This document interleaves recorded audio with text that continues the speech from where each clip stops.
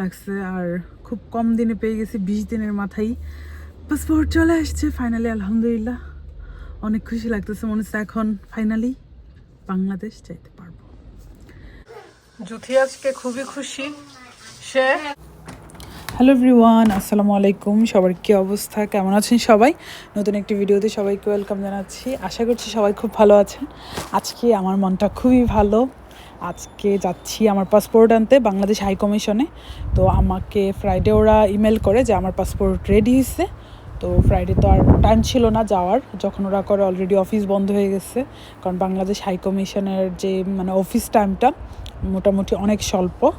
তো আমরা সকাল সকাল ঘুম থেকে উঠে গেছি। ওঠার পর নুয়াজ আজকে নাস্তা রেডি করছে আর আমি রেডি হয়ে গেছি। আমরা এখন চলে যাব বাংলাদেশ হাই কমিশনে। এটা আমাদের এখান থেকে যদিও দূরত্বে খুবই কম, কাছে আছে, কিন্তু টাইম বেশি লাগে কারণ রাস্তায় অনেক ট্রাফিক থাকে। তো সকাল সকাল নুয়াজ নাস্তা বানাই ফেলছে, পরোটা, ডিম, আর আকাশ হচ্ছে বৃষ্টিময়, প্রচুর বৃষ্টি পড়তেছে। এই বৃষ্টিতে ঠান্ডা আসবে। চা বানাইছে, চায়ের সাথে পরোটা। ঠান্ডা আসবে না, ঠান্ডা এসে পড়ছে অলরেডি। না প্রপার যে ঠান্ডাটা একদম শৈত্যপ্রবাহ যে ওইটা নিয়ে আসবে। কারণ এই আর রোদ উঠবে না, এখন একদম পুরো শৈত্যপ্রবাহ আসবে। আমরা এখন খেয়ে তারপর বের হয়ে যাব ভালো কাজের উদ্দেশ্যে ইনশাআল্লাহ।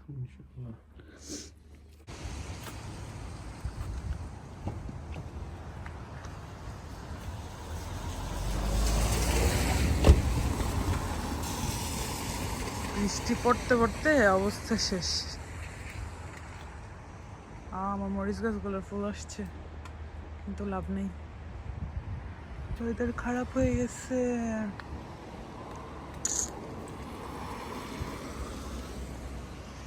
একটা করলাই রান্না করে ফেলবো।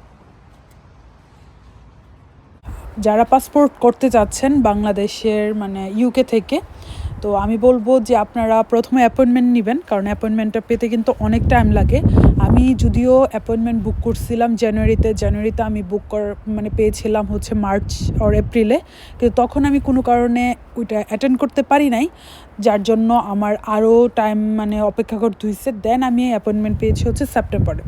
তো আমি সেপ্টেম্বরে 10 তারিখ জমা দিই। আমি হচ্ছে একদম এক্সপ্রেস যে সার্ভিসটা আছে ওইটা নিয়েছি, তার জন্য আমি 2 উইক্সের মধ্যে পেয়ে গেছি। কেউ যদি স্ট্যান্ডার্ডও নিতে চান তাহলে 1 মাসের মধ্যে চলে আসে।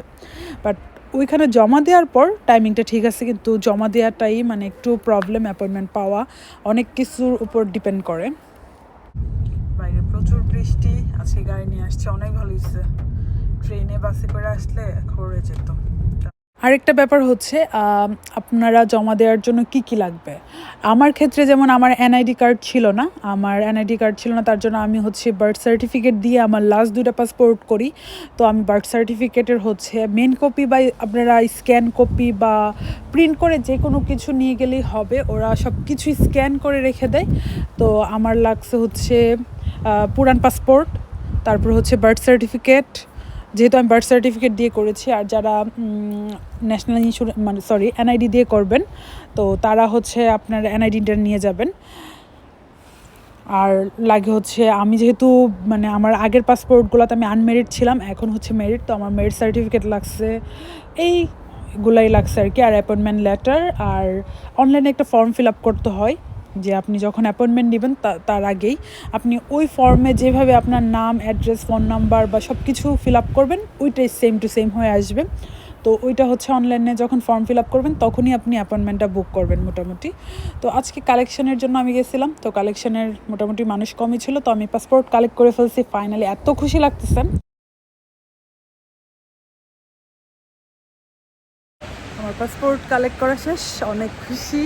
আর খুব আর্লি পেয়ে গেছি, সবাই বলতেছে, ওয়েট করতেছে।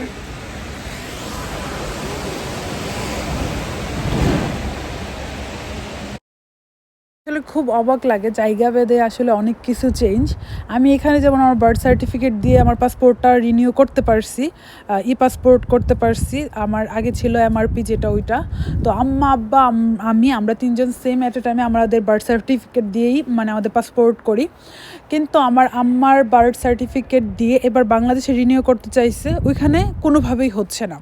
এনআইডি আবার তুলে নতুন করে, কারণ আমার আম্মার একবার পার্স চুরি নিয়ে গেছিলো, তখন ওটার মধ্যে এনআইডি কার্ড, মোবাইল, মোবাইল যাবতীয় যা ছিল সব কিছু নিয়ে গেছে। আবার ওই এনআইডিতে নামও ভুল ছিল, তাই আর আমরা ওইটা উঠাই নাই। কিন্তু এবার পাসপোর্ট যা বানানোর সময় আমার আম্মা যে পরিমাণ ঝামেলা পড়তে হয়েছে, মানে আমি এটা বুঝি না জায়গা ভেদে কেন এত পার্থক্য হবে। যেখানে আমি করতে পারতেছি বার্থ সার্টিফিকেট দিয়ে, কারণ আপনি যখন অনলাইনে ফর্ম ফিল আপ করবেন সেম ফর্মই কিন্তু বাংলাদেশের জন্য, তো ওই ফর্মে কিন্তু অপশন থাকে যে তুমি কি বার্থ সার্টিফিকেট দিয়ে করতে চাও না ক্যানাডি দিয়ে করতে চাও। যখন আপনি বার্থ সার্টিফিকেট সিলেক্ট করবেন আপনি কিন্তু ওইভাবেই জমা দিতে পারবেন। আমার আম্মাটা ওইটা করার পরেও কোনোভাবেই বার্থ সার্টিফিকেট দিয়ে করতে পারে নাই। যাই হোক, মানে জায়গা ভেদে মানে এত পার্থক্য। সবাই দোয়া রাখবেন। আর আমার পাসপোর্ট পেয়ে গেছি, আলহামদুলিল্লাহ, অনেক খুশি লাগতেছে। আর যারা সবাই দোয়া রাখবেন আমাদের জন্য যেন আমরা বাংলাদেশ যাইতে পারি, কারণ আমি 3 ইয়ার্স যাবৎ বাংলাদেশ যাই না। পাসপোর্টের জন্য যাচ্ছি না ব্যাপারটা এমন না, কারণ আমার তো পাসপোর্ট এই কয়েকদিন ছিল না, রিনিউ করতে যখন দিছি তার আগে তো ছিল। আমি তো লাস্ট 2022-তে গেছি, আর হচ্ছে 2020-তেও যাওয়া হয়েছিল, 21-এ যাওয়া হয়েছিল, 21-এ যাওয়া হয়েছে, আর 22-তে যাওয়া হয়েছে।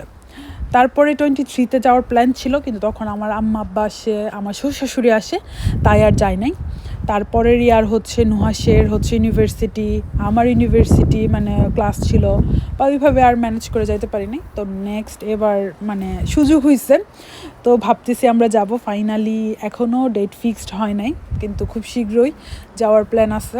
সবাই দোয়া রাখবেন যেন সুন্দরভাবে সব কিছু হয়। আম্মু আব্বু সবাই খুবই এক্সাইটেড যে আমরা এত বছর পরে যাব, কারণ নুহাস তো 4 বছর ধরে যায় না। সে 21-এ লাস্ট গেছিলো যখন বিয়ে করতে যায়, তারপরে আর তার যাওয়া হয় নাই। তো এবার যাবে প্রায় 4 বছর পরে। আমি তো মাঝখানে আবার গিয়ে আসলাম। এখন খুকিয়া প্রবাসে যাব। আপুর অবশ্য আজকে বাসায় অনেকগুলো কাজ করতে হবে, তো নুহাস ওই জিনিসগুলাই কালেক্ট করছে। তারপরে আজদাতেও কাজ ছিল, ওইখান থেকে আপুর বাসায় চলে আসছি আমরা।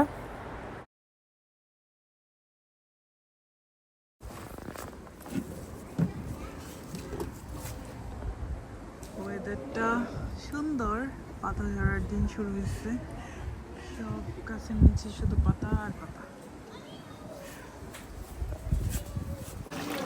আজকে পেঁপে দিয়ে গরুর মাংস রান্না হচ্ছে অনেক দিন পর। জুথি আজকে খুবই খুশি, সে বাংলাদেশি পাসপোর্ট হাতে পাইছে।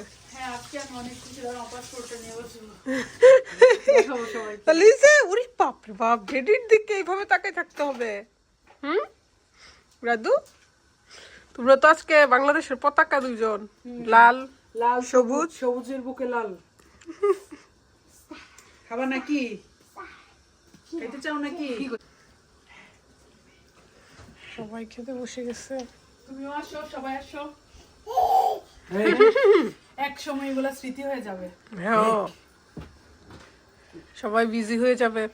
এখনই তো লাকি আগে সব সময় থাকতো, এখন আর লাকি থাকে না। আমিও ব্যস্ত হয়ে যাব।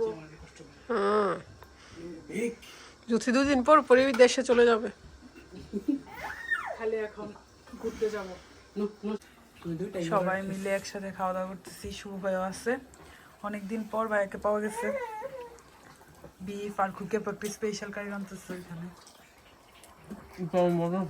এটা অনেক মজা হচ্ছে না? দেখে মনে হচ্ছে। অনেকদিন ধরে রুফির পাপাকে ভিডিওতে দেখাতে পারি না। এখানে কিন্তু 3 জামাই আছে, আবার কেউ ভুল বুঝছেন না। আজকে 3 জামাই বাসায়। এই যে white T shirt, blue T shirt and red T shirt.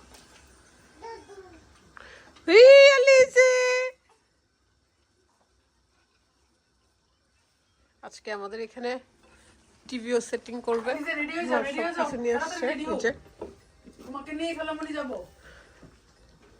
আর সবাই বলবেন তো